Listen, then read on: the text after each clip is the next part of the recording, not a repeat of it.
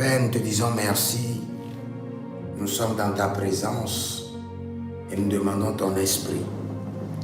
Nous sommes tes serviteurs et nous avons besoin d'être équipés, d'être aiguisés pour la mission, pour le mandat pour lequel tu nous as appelés.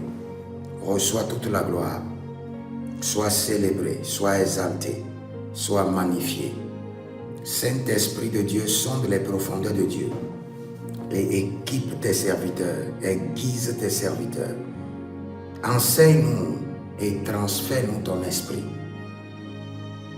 Enseigne-nous et que nous soyons équipés, élevés au-dessus des principautés, des dominations par la connaissance et par l'impactation, par ton esprit et par le dynamisme de ton fonctionnement.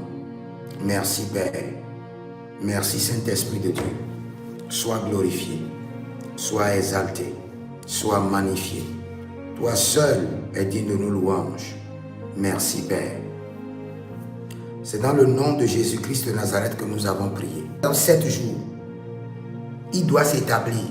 Premier jour, parmi les 7 jours, bien tu fais 40 jours. Premier jour, journée de la miséricorde divine. Tu pries seulement sur miséricorde divine. Tu ne pries pas autre chose. Ou bien tu dis première journée, journée de la reconnaissance, de remerciement. Tu pries uniquement sur reconnaissance, remerciement. Tu ne pries pas sur ta santé, tu pries sur tes enfants. Quand on mélange de prières comme ça, au finish, on n'est pas exaucé. Dans le royaume de Dieu, chaque département est spécialisé dans un domaine très précis. Le département de Jéhovah Rapha gère seulement la santé. Tu ne peux pas amener un dossier de finances dans le département de Jéhovah Rapha. Ça ne sera jamais traité. Ça sera mis sur les tiroirs. Donc, quand tu commences par prier, et c'est seulement dans les finances que tu es, on t'envoie maintenant l'ange des finances. On sait qu'aujourd'hui tu es dans les finances.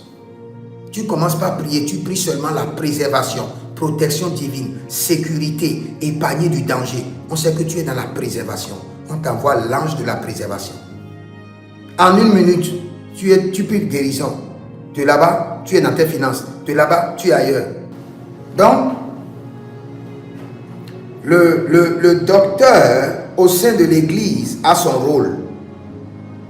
L'enseignant au sein de l'église a son rôle. Au sein des hommes de Dieu a son rôle. Et sur le terrain a aussi son rôle. Maintenant, nous parlons d'abord du docteur enseignant au sein de l'église. Au sein de l'église, je dirais tantôt qu'il fait quoi? Il vérifie la portée des doctrines. Quelqu'un peut se lever pour dire, bon, c'est seulement par l'eau et le sang que nous sommes guéris. Et c'est le message de l'eau qu'on doit prêcher. Le docteur dit non, soyons équilibrés. Nous ne pouvons pas prêcher seulement le message de l'eau et du sang. Nous prêchons le message de la parole aussi. Nous prêchons le message de la résurrection aussi. Quelqu'un peut venir pour dire non, on doit pas prêcher seulement Jésus-Christ de Nazareth. On ne doit jamais parler de l'argent dans l'église. Le docteur dit non. La doctrine du salut est aussi, équivaut aussi à la doctrine de la prospérité. Et le docteur enseignant fait sortir des faits bibliques qui montrent qu'une église doit être équilibrée. La doctrine ne doit pas être seulement la doctrine de la prospérité, et la doctrine non plus ne doit pas être seulement la doctrine du salut, mais les doctrines doivent être équilibrées. Dans le rôle du docteur, de l'enseignant au sein de l'église, il analyse les doctrines, il corrige les doctrines, il oriente. Des gens qui sont assoiffés d'aller en profondeur dans les mystères de Dieu, on les confie au docteur. Quelqu'un peut se lever pour dire non, pasteur, pourquoi la croix fait comme ça? Pourquoi on n'a pas mis la croix comme ça? Et tu lui expliques, en tant que pasteur, tu lui expliques qu'il ne comprend pas. Tu le réfères maintenant au docteur, parce que le docteur a la pédagogie et peut le prendre dans une étude approfondie pour lui expliquer pas à pas pourquoi la croix est en sous forme de croix. Donc, le docteur a son rôle au sein de l'église. Mande Borokasabalahai. Après l'église, le docteur a son rôle au sein des hommes de Dieu. Et au sein des hommes de Dieu, il joue quel rôle? Il est l'enseignant des hommes de Dieu.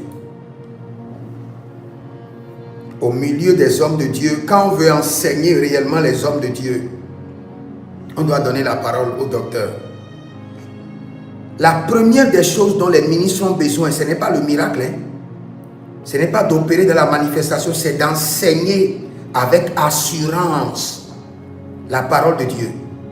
Enseigner avec courage, audacité. Quand vous regardez la doctrine des apôtres, chaque fois leur prière, il dit quoi d'abord? Seigneur, donne à tes serviteurs d'enseigner la parole avec audacité et avec assurance. Donc le docteur, l'enseignant au milieu des hommes de Dieu, il enseigne aux hommes de Dieu comment enseigner la parole avec audacité, assurance et autorité. Tu vois? Qu'est-ce que l'appel de docteur enseignant dans la Bible? C'est l'un des 5 ministres de perfectionnement que Christ a donné à son église pour équiper les saints. Fait l'œuvre du ministère et édifie le corps de Christ. Éphésiens chapitre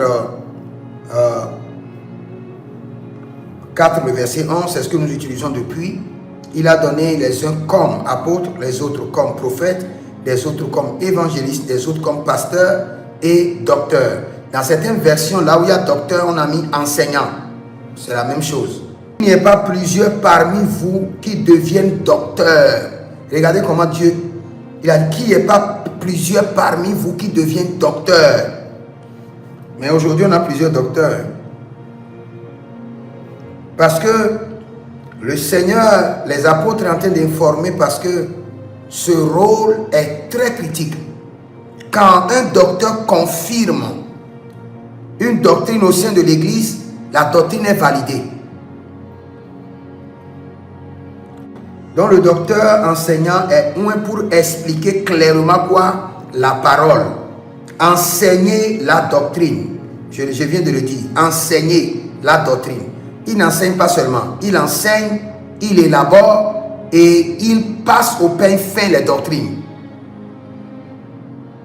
Il enseigne, il juge, il passe au pain fin les doctrines. Quelqu'un peut amener une doctrine, l'enseignant va dire non, ça ne répond pas à l'évangile. Non, ça, ce n'est pas biblique. Nous ne pouvons pas l'enseigner. Les apôtres que nous avons eus dans la Bible étaient des enseignants. Ils étaient des apôtres, ils étaient aussi des docteurs et ils avaient aussi l'onction prophétique. Dieu doit prier, comment un homme de Dieu doit organiser sa vie de jeûne et prière. Et l'onction n'est jamais au ciel. Écoutez très bien, l'onction est déjà en vous. L'onction dont vous avez besoin est déjà en vous. Amen. Votre appel est comme un œuf. Votre appel est comme un œuf. L'onction est le jaune d'œuf qui est dedans.